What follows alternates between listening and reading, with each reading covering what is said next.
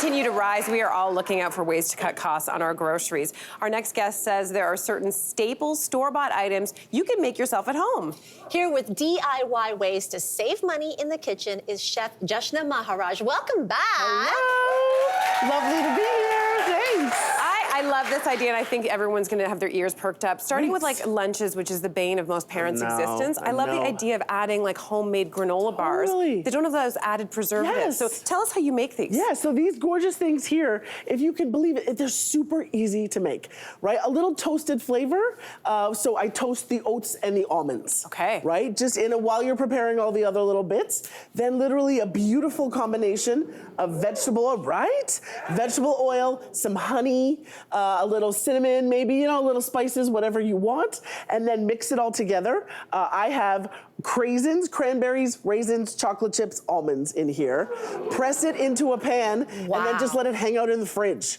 Right? Once it firms up, slice it into bars. No packaging, which I'm really into, right? This is so good. They're yummy. Could you freeze these? Yes. They're so good. Yeah, so you make a mega batch, and then you take out a week or 2 weeks worth at a time, right? Amazing. Perfect. You know what's inside of them. The people you love get delicious things, and these are a fraction of what you spend for them in the store. That looks legit, right out of the wrapper.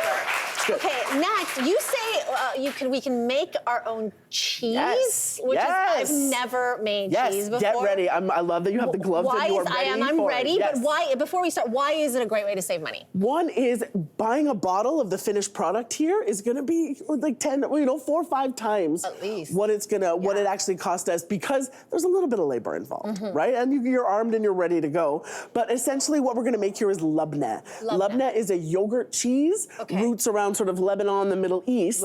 So what we've done is we've got Greek yogurt that has been straining in cheesecloth and a strainer for 2 days. Okay, so we have it in the fridge like this? Yeah, on the counter. 2 days. On the counter? On the counter. On the counter. On the counter. Yogurt's already funky, right? It's cool. Yeah. Yogurt on the counter, straining into cheese. Okay, that's it. And you can see the liquid right underneath. Got it. Right, so now it's this firm gorgeousness. So you'll just take a spoon of this, and you can see how firm it is. Okay. You've got your gloved hands. Yeah. The 2 days thing, I'm still on that. Okay. Right there, and then just give it a squeeze and just roll it into a little bit of a ball. Okay, got it. Really cute. Right, and you're gonna push it together a little bit to hold it. Okay. And once you're there, then we roll it in za'atar. Za'atar is this gorgeous Middle Eastern spice blend, wild sumac, wild thyme, sesame, oregano, beautiful things like that. Okay. Right, and then once you're coated, cracker, I'm gonna you plop it in this jar. We've got some extra pals in here already. Okay.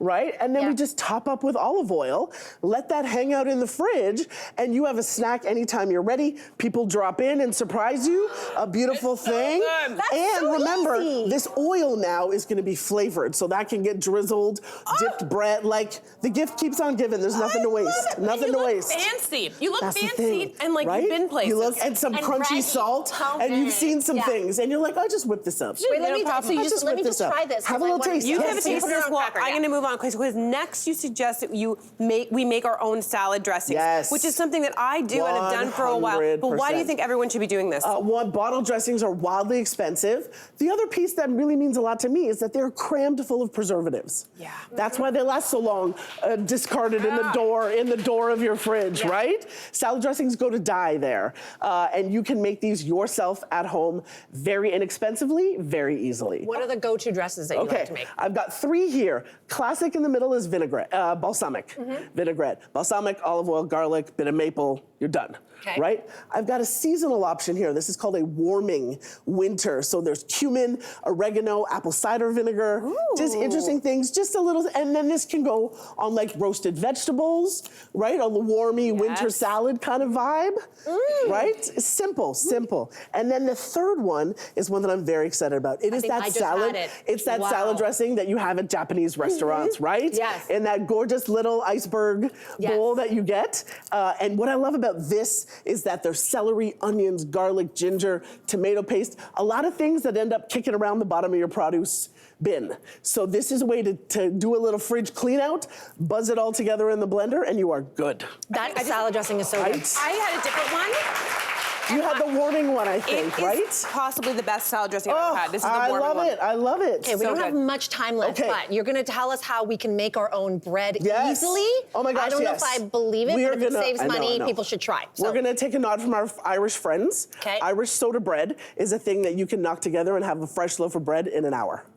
Okay. Right? There's whole grain, it's spelt rye and all-purpose in there. And you don't need yeast for this, right? No, it's baking soda and baking powder doing the heavy lifting. Literally the heavy lifting. This is what everyone went bread nutty during the pandemic. The sourdough, and yes. this I did make a few times. It's very heavy, very dense, but wonderful. Right. We're gonna try some, and you've got some preserves that you made yourself. Why is homemade jam? I know, we're the jam.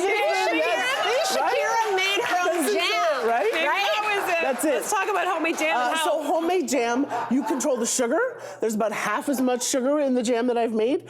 Also, this is from produce, from the bruised, overripe, discarded pile. So I got 8 kind of banged up pears for $1.69. Of course. Right?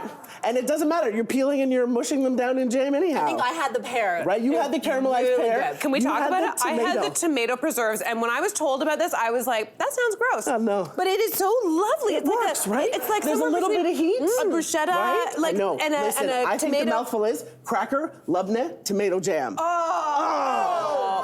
Okay. That's the one. Going back to how you make it though, once you set the fruit and sugar.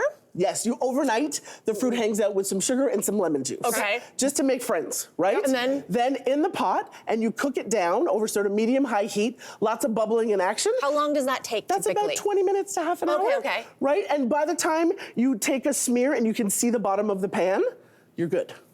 Right? I never That's thought it. I'd make jam. Okay. Oh, you totally can. Okay, and then you just scoop and it then up? you're done. In the jar in the fridge, whenever you're ready, done. Then you put it in the fridge, you close the lid, you say, this is Lainey's jam. Yes. Whoever has it, right? You better look out. You turn on your camera. You put a little date with a Sharpie on the side. And there you go. That's exactly it. Thank you so much for being here and sharing these great ideas with us to help lower our grocery bills.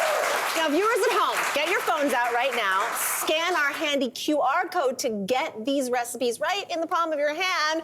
And don't go anywhere. We will be right back. Hey there, wasn't that great? Do you know where you can find some equally good content? Our YouTube page. It's filled with discussions, debates, and some laughs. Head there now, like and subscribe.